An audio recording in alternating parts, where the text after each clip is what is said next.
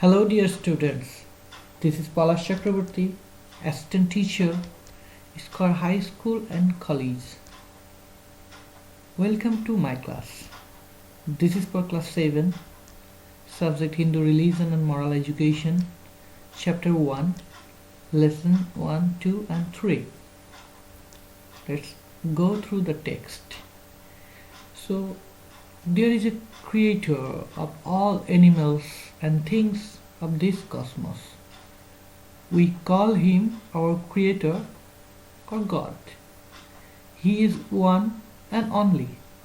He has no shape, but he can appear in the shape of an avatar, a god and goddess. There are his incarnated forms of God. Here we have some pictures. This is a picture of Ganesha. This is a picture of Saraswati. And this is a picture of Parshuram. So today's topic, the nature of God.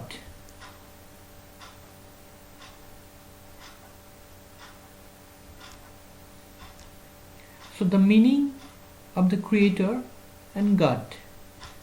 So let's go. The creator means one who creates.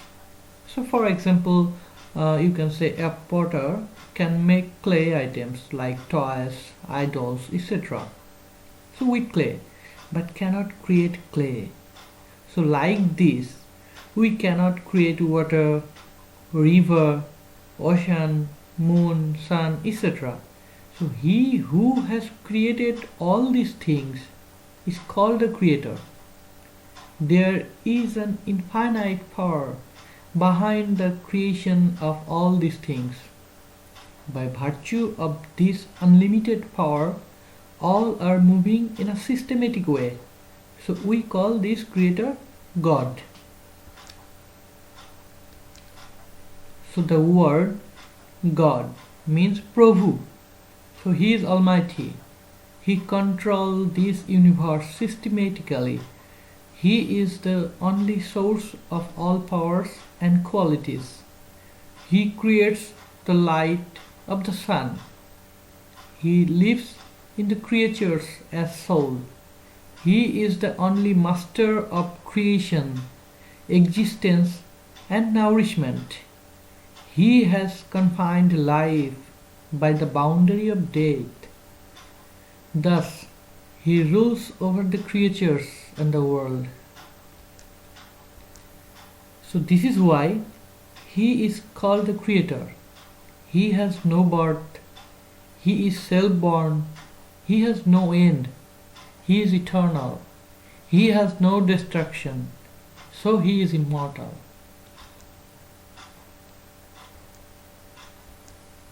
So now we will have the nature of God. That is shape or shapeless. So there are many things in the world which have specific shapes, like the creatures of God, such as human beings, animals and trees. There are also other things which have no shape, like water, air, etc. So God has no shape actually. He is invisible, but we feel his existence. So God is almighty. He can take any shape or form by virtue of his own unlimited and supreme power. The visible figures of God has come out in many ways. God gives shape to himself or parts of his own self. Here we will have 2 points. First one, these shapes are the incarnation of God and Goddess. And number 2, when God himself lives in creatures as soul, he is called Jivatma. So now we will have the description of avatar.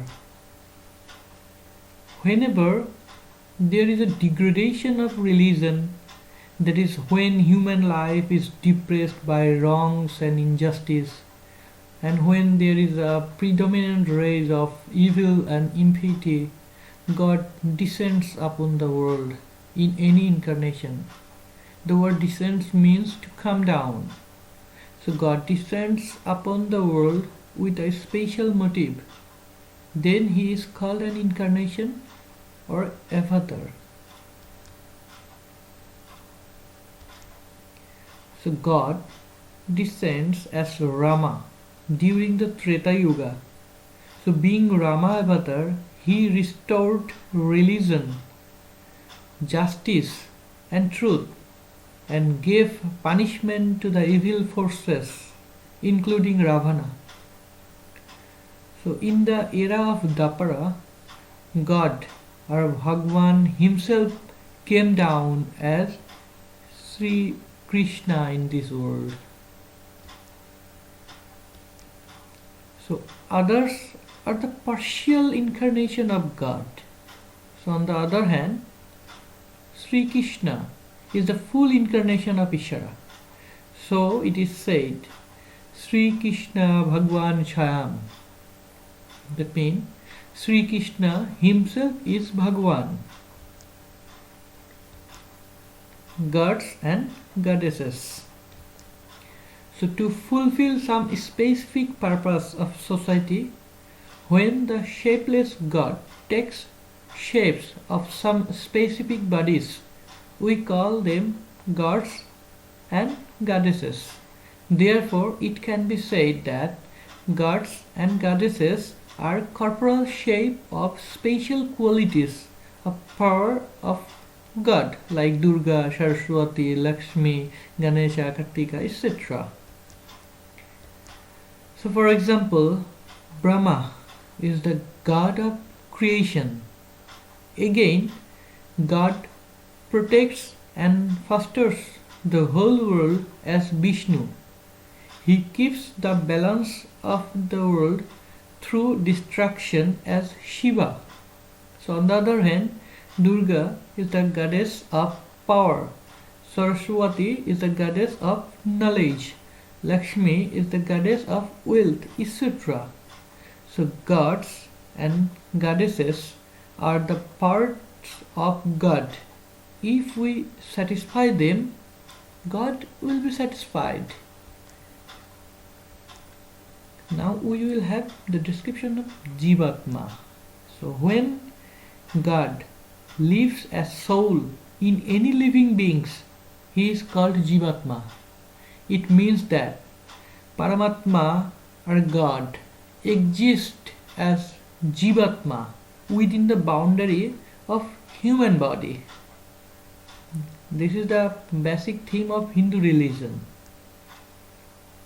Okay, so Swami Vivekananda says that God lives before us in many forms. Here, many forms indicates many forms of God.